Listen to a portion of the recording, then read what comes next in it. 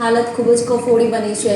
ત્યારે સોમનાથ મંદિર પૂરતું ડેવલપ થાય છે, પરંતુ ત્યાં આવવા માટે રોડ, રસ્તા અને લાંબા રૂટની ટ્રેનો ચાલુ કરવા હોટલ એસોસિએશનની મહત્વની મીટિંગ યોજાઈ હતી। 12 જ્યોતિર્લિંગમાં પ્રથમ ભગવાન સોમનાથ મહાદેવ મંદિર જગવિખ્યાત છે અને કરોડો લોકોની આસ્થાનું કેન્દ્ર છે। ત્યારે ગુજરાત ટુરિઝમ દ્વારા સોમનાથ મંદિર ટ્રસ્ટ પૂરતા વિકાસના કામો ચોક્કસ થાય છે, જેમાં guest house, parking, library, Chowpatty સહિતનો વિકાસ થઈ રહ્યો છે। પરંતુ સોમનાથ આવવા અને જવા માટેના રોડ, રસ્તા તેમજ નેશનલ હાઈવેની એટલી બધી ખરાબ હાલત છે કે ટુરિસ્ટો અહીં આવવાનું ટાળે છે અને એકવાર આવી ગયા પછી બીજી વખત આવતા નથી। તેમજ કોરોનાની મહામારી વચ્ચે બંધ થયેલા લાંબા રૂટની ટ્રેનો પણ હજુ સુધી ચાલુ થયેલ નથી, જેથી મધ્યમ વર્ગ સોમનાથ આવી શકતો નથી। ત્યારે સોમનાથ હોટલ એસોસિએશનમાં 80થી વધુ નાની મોટી હોટલો અને રેસ્ટોરન્ટ આવેલા છે, તે તમામની હાલત કફોડી બની છે ને પોતાના હપ્તા ભરવાના પણ રૂપિયા નથી ને ઘણી ખરી હોટલો વેચાણમાં પણ મુકાઈ છે।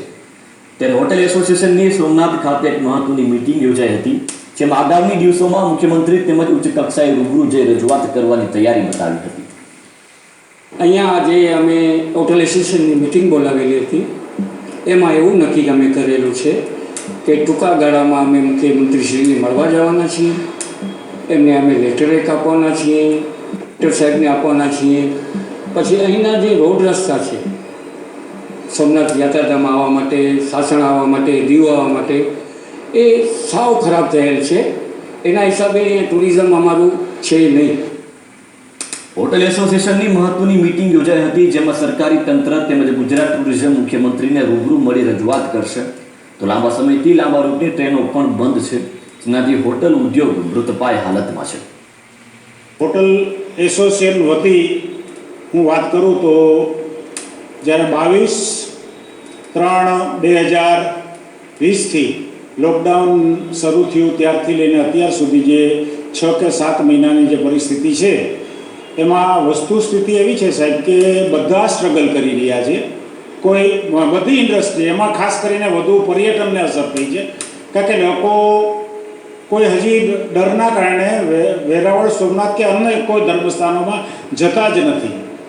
એટલે અહીંયા બધા એટલા બધા સ્ટ્રગલ કરી રહ્યા છે કે માત્ર શનિ રવિ થોડા ઘણા જે 2-4-5 રેસ્ટોરન્ટ છે એ થોડા ઘણા ચાલે છે, એમાં માત્ર માનો કે પગાર લોકોનો જે અમારે અહીંયા વર્કર્સ છે એનો સેલરી પણ નથી નીકળતો। 22/3/2020થી જ્યારથી લોકડાઉન થયેલ છે, જેને 7 મહિના જેવો સમય થયેલ છે, જેનાથી હોટેલ એસોસિએશનની ખૂબ જ દયનીય હાલત બની છે। માણસોના પગાર પણ નથી નીકળતા, બેંકની લોનના હપ્તા પણ નથી નીકળતા। ત્યારે સરકાર આ બાબતે ગંભીર નોંધ લઈ બેંક લોનમાં સહાય કરે તેવી માંગ કરાઈ છે। અમારી વ્યથા એટલી બધી હોટલ અને ટુરિઝમની છે કે છેલ્લા કોરોનાના હિસાબે છેલ્લા 8 મહિનાથી લગભગ સોમનાથ ખાતે જૂજ યાત્રીઓ આવે છે। સોમનાથ 8-6થી આમ તો છેલ્લા 3 મહિના સોમનાથ સદંતર બંધ રહ્યું દર્શનાર્થીઓ માટે, પણ જ્યારે દર્શનાર્થીઓ માટે સોમનાથ મંદિરના દ્વાર ખુલ્યા, પણ ખાસ કરીને સોમનાથ લોકો આવવા ઈચ્છતા નથી। એમનું એક ખાસ કારણ પણ છે કે સોમનાથ મંદિરનું તો ડેવલપમેન્ટ થાય જ છે, પણ સોમનાથ મંદિર સુધી પહોંચવા માટે જે રોડ રસ્તાની કનેક્ટિવિટી છે એ દર ચોમાસાની અંદર ક્ષતિગ્રસ્ત થાય છે અને લાંબા સમય સુધી એ ક્ષતિગ્રસ્ત રહે છે અને એને રિપેર કરવામાં આવતા નથી। જ્યાં લગી સોમનાથ આવનાર યાત્રીઓને આ સુવિધાનો સંપૂર્ણ અહેસાસ ન થાય ત્યાં લગી અમે એવું માનીએ છીએ કે સોમનાથ અંદર આવતા યાત્રિકો આવશે નહીં અને આ જે ક્ષતિગ્રસ્ત રોડ છે એને વહેલામાં વહેલી તકે સારી રીતે અને દર ચોમાસામાં ન બગડે એવી રીતે સરસ રીતે એને પાછા સંપૂર્ણ બનાવવા જોઈએ। સરકાર દ્વારા કોરોનાના કાળમાં દરેક ક્ષેત્રે પેકેજ જાહેર કર્યા છે, પરંતુ સોમનાથ આવતા અને જવા માટેના રોડ, રસ્તા તેમજ નેશનલ હાઈવેની ખૂબ જ દયનીય હાલત છે। હાલ શનિ રવિ જૂજ સંખ્યામાં ટુરિસ્ટો આવે છે, જેનાથી હોટલ ઉદ્યોગ મૃતપાય હાલતમાં છે।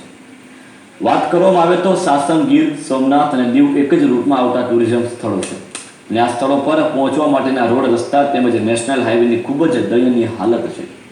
એક તરફ સરકાર ટુરિઝમ સ્થળો વિકસાવવા કરોડોના ખર્ચ કરી રહી છે, તો અહીં લોકોને આવવા માટેના રોડ, રસ્તા તેમજ લાંબા રૂટની ટ્રેનો પણ તાકીદે ચાલુ થાય તેવી હોટલ એસોસિએશને માંગ કરી છે। મિતેશ પરમાર, ગીર સોમનાથ। આગામી